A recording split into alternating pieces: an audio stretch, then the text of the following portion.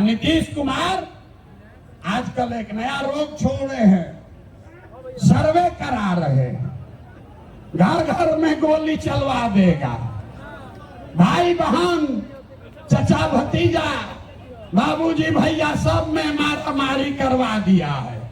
कराया है कि नहीं कराया है?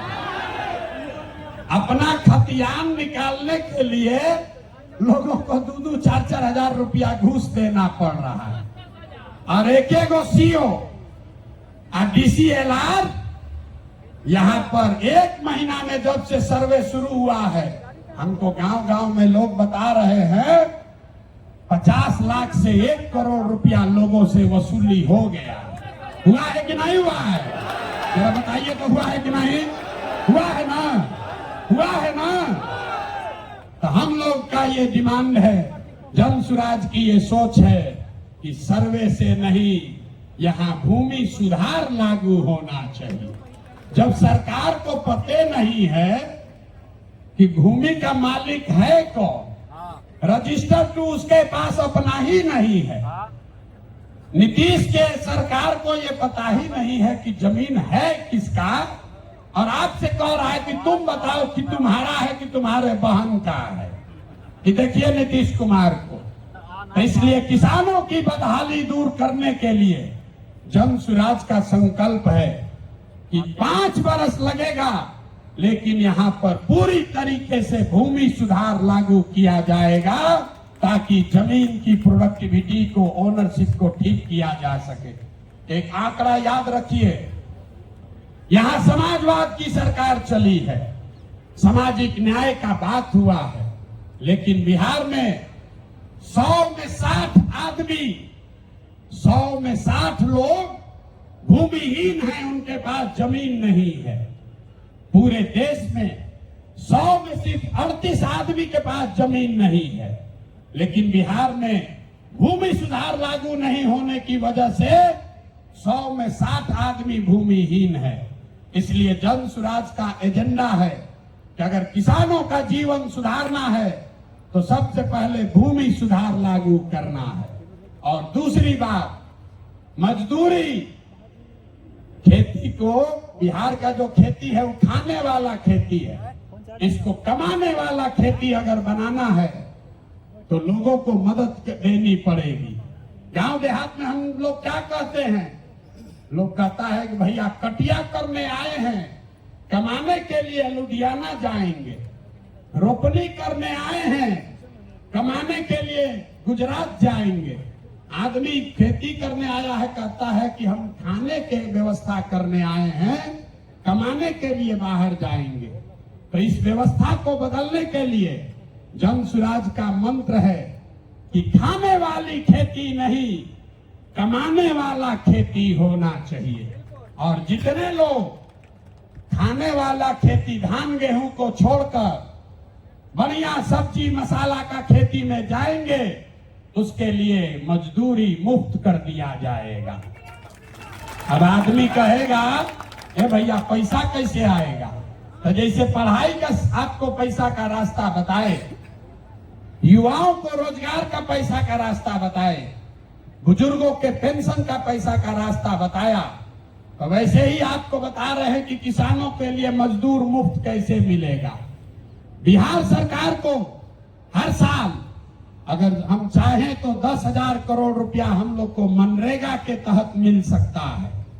तो अगर मनरेगा के मजदूर को खेती से जोड़ दिया जाए, किसानों को खेती करने के लिए मनरेगा का मजदूर दे दिया जाए, तो बिना 1 रुपया एक्स्ट्रा खर्चा के हर वो किसान जो अपना खेती बेहतर करना चाहता है उसको मजदूर मुफ्त में मिलेगा और उसके लिए 1 रुपया खर्चा नहीं होगा। नुकसान किसका होगा? जब मनरेगा में 40% पैसा लोग कमा रहे हैं, उनका बड़ा भारी नुकसान होने वाला है, क्योंकि मनरेगा का मजदूर अगर सीधे किसान को मिल जाए तो किसान अपने मजदूर से काम कराएगा और उसकी आमदनी भी बढ़ेगी। अब एक अंतिम महिला बच गई। महिलाओं का अगर जीवन सुधारना है, सब महिला हमको गांव गांव में कही है भैया हमको रोजी रोजगार करने के लिए कुछ साधन दीजिए। तो हम लोगों ने तय किया कि बैंकों को ये कहा जाएगा कि जो भी महिला लोन लेना चाहती है रोजी रोजगार के लिए, उसको 4% सालाना पर 4%। अभी जो जीविका वाला चल रहा है इसमें 2-2.5% महीना का लगता है, सालाना 30% ब्याज। और हम लोग कह रहे हैं कि सिर्फ 4% सालाना पर हर वो महिला जो कोई न कोई रोजी रोजगार करना चाहती है उसको सरकारी गारंटी पर लोन दिया जाएगा और बाकी का 6% सरकार देगी। होना चाहिए ना भाई? तो एक बार जरा हाथ उठाकर बताइए, पांचों एजेंडा पास कर रहे हैं आप? ये पांचों एजेंडा पास कर रहे हैं ना? इसको आगे बढ़ाया जाए ना? ये पांचों से भला होगा ना बिहार का? तो ये सब हो जाएगा तब ना होगा जब सरकार बनेगा। सरकारें नहीं बनेगा तो खाली भाषण होगा। तो सरकार बनाने के लिए लोग कहे ये भैया पैदले चलते रहिएगा, पटिया न बनवाइए।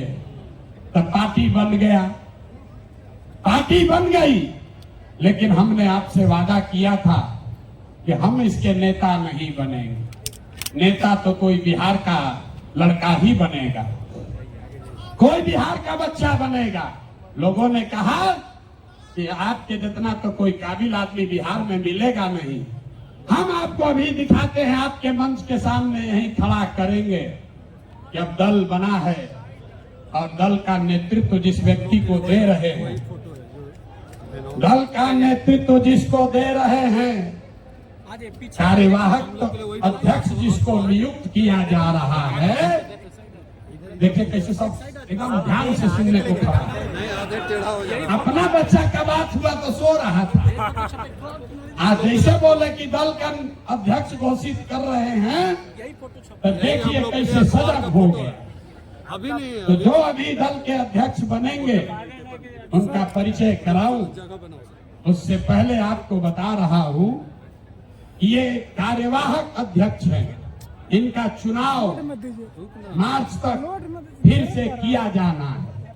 लेकिन 2 अक्टूबर को हमने आपसे वादा किया था कि दलित समाज का, हमने नहीं कहा था, हमारे सारे साथियों ने कहा था कि दलित समाज का कोई व्यक्ति, दलित समाज का कोई व्यक्ति इस दल का नेता बनेगा। इसलिए नहीं कि वो दलित है, इसलिए नहीं कि कोई अति पिछड़ा है, इसलिए कि वो सबसे काबिल आदमी है जो दलित भी है। ये फर्क समझिए, नेता का नाम सुनने से पहले इस फर्क को समझिए। जब हमने कहा कि जिसकी जितनी संख्या है उसको उतनी भागीदारी दी जाएगी, तो लोगों ने कहा ये भी तो वही जात पात बतिया रहे हैं। नहीं, जन सुराज में जात पात के आधार पर जगह नहीं मिल सकता है, लेकिन जन सुराज की सोच है कि हर समाज में काबिल आदमी है और हर काबिल आदमी का कोई न कोई जाति है, समाज है। तो अगर बनाने वाले के नियत में, बांटने वाले के नियत में खोट न हो तो ये बिल्कुल संभव है कि काबिल लोगों के बीच से जिस समाज की जितनी संख्या है उतने काबिल लोगों को लाकर जगह दे दी जाए। तो अभी जिनका मैं नाम ले रहा हूं, हमारे साथी जिनको ये जिम्मेवारी दे रहा हूं, सभी से सलाह करने के बाद जिनके नाम पर सबकी सहमति है, वो सज्जन यहाँ मधुबनी के हैं, मधुबनी के गांव में पैदा हुए, यही सरकारी विद्यालय से पढ़े, जमुई के सरकारी विद्यालय से पढ़ा हुआ ये बच्चा नेतरहाट गया। नेतरहाट से पास होने के बाद आईआईटी कानपुर गए और आईआईटी कानपुर से इलेक्ट्रिकल इंजीनियर बने। फिर वहां से आईआईटी दिल्ली गए, वहां से एमटेक करना शुरू किया। इसी बीच में इंडियन फॉरेन सर्विस में भी सिलेक्ट हो गए। तो बिहार के इस मिट्टी के लाल के सम्मान में, जिनका नाम है मनोज भारती, मैं एक बार चाहूंगा कि सब लोग ताली बजाकर स्वागत कीजिए।